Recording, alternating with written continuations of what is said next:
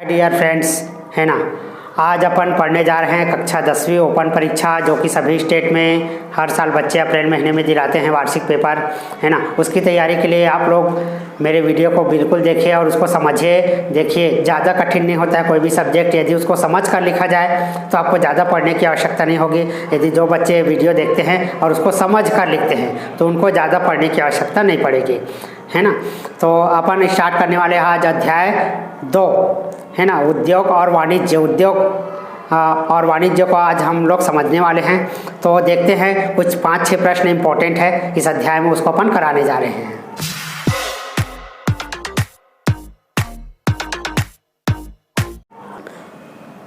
Hi dear friends, देखिए पहला प्रश्न है, इसमें जो इम्पोर्टेंट सवाल है वही करने जा रहे हैं। व्यवसाय का अर्थ एवं विभिन्न प्रकार का वर्णन करें, उनके प्रकार का। इलेक्ट्रॉनिक्स कॉमर्स क्या है, इलेक्ट्रॉनिक कॉमर्स के लाभ लिखे। उद्योग का अर्थ एवं इनके प्रकार। ई वाणिज्य के प्रकार। इंटरनेट बैंकिंग और मोबाइल बैंकिंग क्या होता है। सारे प्रश्नों को अभी हल करने जा रहे हैं दोस्तों। तो देखिए, मैं शॉर्ट में इसमें आंसर किस प्रकार लिखना है ना, उसको बताने जा रहा हूँ, है ना। हाय डियर फ्रेंड, देखिए व्यवसाय का अर्थ, है ना, इसमें जो दिया है वैसा ही लिखना जरूरी नहीं है दोस्तों, आपको थोड़ा समझ कर लिखना है। आजीविका के लिए, है ना, जो भी हम कार्य करते हैं उसके बदले हमको धन की प्राप्ति होती है, उसी हम क्या कहते हैं, व्यवसाय करते हैं। व्यवसाय एक प्रकार का धंधा है ना, जो व्यक्ति अपनी आजीविका के साधन के लिए, है ना, किसी कार्य को करता है, उसके बदले उसको धन की प्राप्ति होती है, इसी को व्यवसाय कहा जाता है। व्यवसाय जो है व्यक्तियों का एक संगठन का एक प्रयास भी है दोस्तों। व्यक्तियों के संगठन के प्रयास को भी व्यवसाय कहते हैं, है ना। तो व्यवसाय के विभिन्न मत इस प्रकार से दिए गए हैं, देख लीजिए इसको। तो परिभाषा से क्या स्पष्ट हो जाता है ना। कुछ व्यक्तियों को किसी चीज़ की ज़रूरत होती है तो वो जो है उसको खरीदने के लिए वहाँ जाते हैं, है ना। जाकर उसके लिए कुछ उसका पैसा देते, भुगतान करते हैं, जिसको हम भुगतान करना बोलते हैं। पैसे देते हैं तब वो वस्तु हमको प्राप्त हो जाता है। तो इससे स्पष्ट हो जाता है कि व्यवसाय का सीधा सीधा अर्थ वस्तुओं का, है ना, आदान प्रदान और धन का आदान प्रदान। वस्तु जब हम लेते हैं, ठीक है, तो पैसा देते हैं, यही क्या है, व्यवसाय कहलाता है। इसके कुछ प्रकार है, देखिए, उद्योग, है ना, और दूसरा है वाणिज्य। तो उद्योग का सीधा सीधा अर्थ क्या होता है दोस्तों, उत्पादन करना होता है। इसको थोड़ा मैं समझा देता हूँ। देखिए, उद्योग का सीधा सीधा अर्थ है, आपको ऐसे लिखना है, उत्पादन करना ही उद्योग कहलाता है ना। यह एक व्यावसायिक प्रक्रिया है जो उत्पादन को बढ़ाता है। जैसे कोलगेट बनाने वाली कंपनी क्या करता है, कोलगेट का निर्माण करता है, उत्पादन करता है। मोबाइल कंपनियां मोबाइल का उत्पादन करती है, ठीक है, यानी जितने भी लोग हैं सब उत्पादन करते हैं, यानी उसका निर्माण करते हैं, उसी को उद्योग कहते हैं। वाणिज्य क्या होता है, वाणिज्य का मुख्यतः अर्थ होता है माल को वितरण करना। जो भी उद्योग के द्वारा प्राप्त जो माल होता है, प्रोडक्ट होता है ना, उसको हम क्या करते हैं, बेचते हैं मार्केट में। ये जो है वाणिज्य कहलाता है। तो उद्योग और वाणिज्य में बहुत फर्क है दोस्तों, इसको समझना है। सेकेंड प्रश्न है, इलेक्ट्रॉनिक कॉमर्स क्या है दोस्तों। तो मैं इसको थोड़ा समझाना चाहता हूँ। ये जो लिखा है इसको छोड़िए, मैं जो बोल रहा हूँ उसको आपको सुनना है। इलेक्ट्रॉनिक कॉमर्स का सीधा सीधा अर्थ होता है दोस्तों इलेक्ट्रॉनिक उपकरण। इलेक्ट्रॉनिक उपकरण को इलेक्ट्रॉनिक कॉमर्स कहा जा सकता है। इलेक्ट्रॉनिक उपकरण क्या क्या होते हैं, कंप्यूटर हो गया, आजकल तो मोबाइल में भी होता है, तो मोबाइल लिख सकते हो। कंप्यूटर पर इंटरनेट के माध्यम से हम क्या करते हैं, है ना, वस्तुओं का आदेश दे सकते हैं, ठीक है। कितना माल देना है और लेना है उसको हम एक आदेश स्वीकृति पत्र दे सकते हैं, और इसका जो भुगतान है, पैसा है, वो इलेक्ट्रॉनिक माध्यम से हम उस तक भेज सकते हैं, ठीक है। जैसे हमको दोस्तों कोलगेट खरीदना है, बहुत सारे मात्रा में किसी व्यापारी को कोलगेट खरीदना है, वो अपने इंटरनेट में जाकर जो अच्छे प्रोडक्ट है उसको क्या कर लेता है, आदेश कर देता है कि मुझे इतना चाहिए, और उसके बदले वो इंटरनेट के माध्यम से उसको पैसा भुगतान कर देता है, ठीक है। आजकल तो ईमेल से भी होता है दोस्तों। ईमेल में हम एक पत्र लिख देते हैं, हमको इतना सामग्री चाहिए और इसका जो रकम है आपको ये आपके अकाउंट में ट्रांसफ़र कर दिया गया है, ठीक है। तो यही है दोस्तों इलेक्ट्रॉनिक कॉमर्स। इसमें आप बहुत सारी चीज़ों को लिख सकते हैं। इसमें देखिए ऐसा भी लिख सकते हैं, आप मोबाइल के द्वारा भी प्रोडक्ट को आप सेल कर सकते हैं, किसी को बेच सकते हैं, अपने उत्पादन को बढ़ा सकते हैं, है ना। और आप अपना प्रचार भी कर सकते हैं कि आप ये चीज़ खरीदने से आपको ये लाभ होगा। तो ये सारे बातों को आपको इसमें लिखना है। इलेक्ट्रॉनिक कॉमर्स के लाभ बताइए। इलेक्ट्रॉनिक कॉमर्स के बहुत सारे लाभ है दोस्तों, आप, है ना, इसमें बहुत सारी चीज़ लिख सकते हो, ठीक। ये आसानी से, है ना, विश्व भर में आप तुरंत अपने प्रोडक्ट को दे सकते हैं इलेक्ट्रॉनिक माध्यम से जो है अपना प्रचार कर सकते हैं, अपने प्रोडक्ट यानी उत्पादन का जो वस्तु है उसका प्रचार कर सकते हैं। ग्राहकों से सीधे सीधे संपर्क कर सकते हैं, ऑनलाइन मोबाइल से आप बात करके डायरेक्ट आप उससे बात कर सकते हैं, ठीक है। विशिष्ट प्रकार के ग्राहकों पर ध्यान दिया जा सकता है ना। उत्पादन की गुणवत्ता में सुधार हो सकता है, ऑनलाइन भुगतान कर सकते हैं, है ना।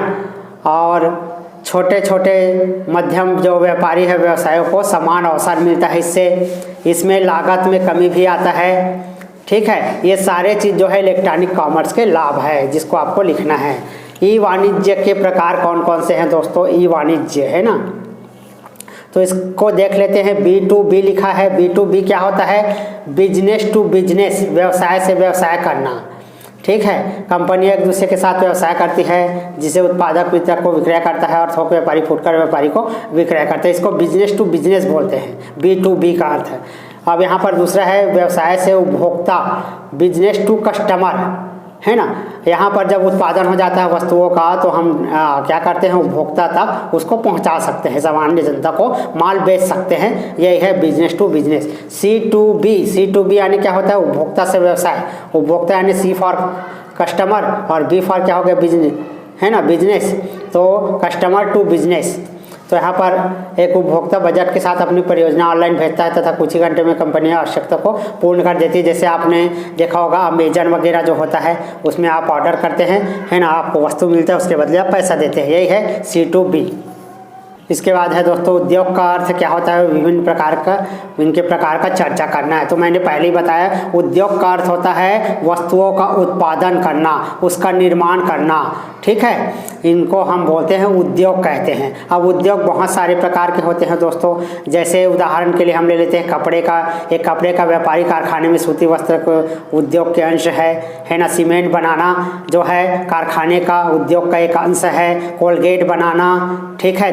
दवाइयों का निर्माण, बहुत सारे, देखिए इसमें जो उदाहरण दिया उसके हटाकर आप नया उदाहरण ले सकते हो। दवाई का निर्माण करना, उत्पादन करना, ठीक है। ऐसे करके आप बहुत सारे लिख सकते हैं, है ना। फर्नीचर का निर्माण करना। तो उद्योग के प्रकार, उद्योग का पहला प्रकार है प्राथमिक, द्वितीयक। तो दो प्रकार के इसमें दिया है दोस्तों।